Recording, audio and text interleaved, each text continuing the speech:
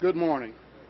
I am joined by our Mayor-elect, Brandon Scott, my Deputy Commissioner of Public Integrity, Brian Nadeau, and our lead consent decree monitor, Ken Thompson. At or around 9:41 a.m. this morning, members of our warrant apprehension task force were doing a surveillance for a domestic violence warrant at the intersection of Elamont and Westwood.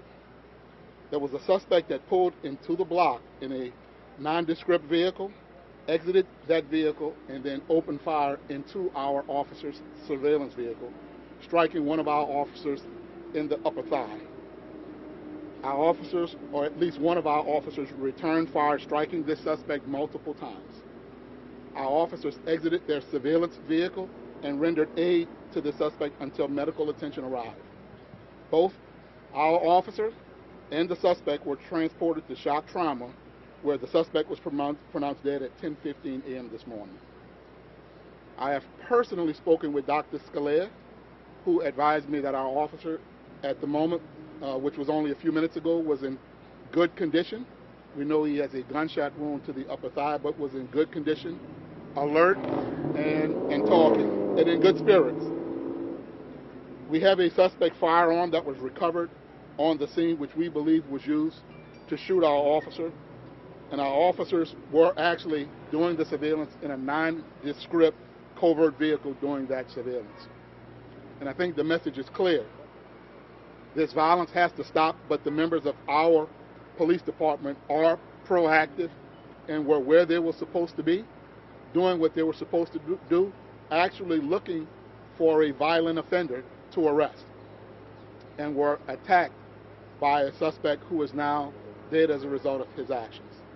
But our wishes go out to the officer. I will be speaking to our officer in the very near future. As soon as the opportunity presents itself, we want to wish him well. But our video release policy is enacted as of this moment.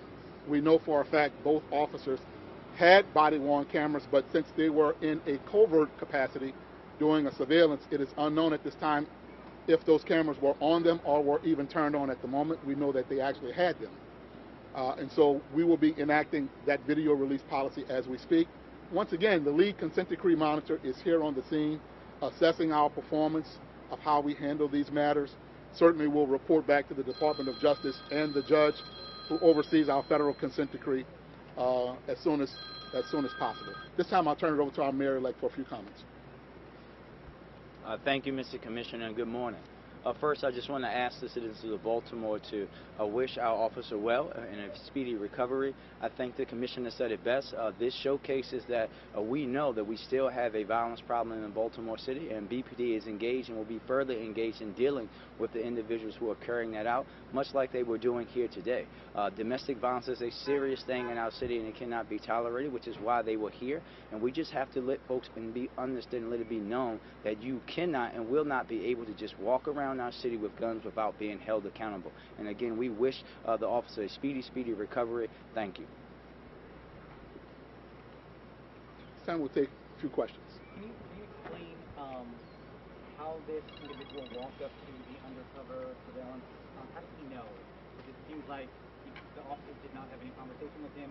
They were just sitting doing their job, monitoring. It appears he pulled his car alongside their car. One vehicle's facing one way, his vehicle was facing the opposite way, so he would have had to have exited the driver door of his vehicle and then opened fire into our vehicle. And our officer returned fire while sitting inside of the vehicle, striking the suspect at least more than once. Can you tell us how long they were doing surveillance parked in the area?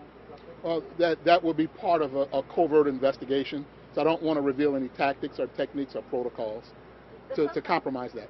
Sorry, the suspect that was shot, is that the one who was being surveilled for the domestic violence warrant, or was it a different person? It is unclear if that person is associated with the surveillance or was the intended target of the surveillance. We're working to ascertain that information as we speak. Can you tell us anything about the officer? Anything else about the officer? How long he's been with the department? Those are details that we will be putting out much later. Right now, we're wishing the officer a speedy recovery, making sure the officer's family has been notified, that I can and other leaders can speak with the officer first. Was the officer who was shot the one who returned fire? To our knowledge, it is the person who returned fire, yes. How many officers were in the vehicle? There were 2 officers in the vehicle, one in the driver's seat, one in the passenger. Was there backup anywhere in the area, or were they just doing this as a pair? Right now, that's still part of the covert operation, and certainly the answer to that reveals tactics and techniques. Can you give the age of the suspect, how old? We don't have that information as we speak, sir, but the moment we get that and we can confirm that that suspect's family has been appropriately notified, we'll be releasing that information. Do you know whether or not it was just gunfire from a suspect, gunfire from one officer? Is that the only gunfire we're thinking right now? What we believe right now is there was gunfire from that one suspect and gunfire from at least one of the officers. All right? Do the officers believe that the individual that they were issuing the warrant for may be dangerous or pose a threat? Well, it was It was a domestic violence. it was a domestic violence warrant, and the warrant apprehension task force usually is the appropriate division to go out and pick up people who have warrants for both felony and misdemeanor warrants. The only reason I ask is because if he was known to maybe pose a threat, that's why I asked, has there been backup somewhere in the area? All right. Thank you all. Thank you.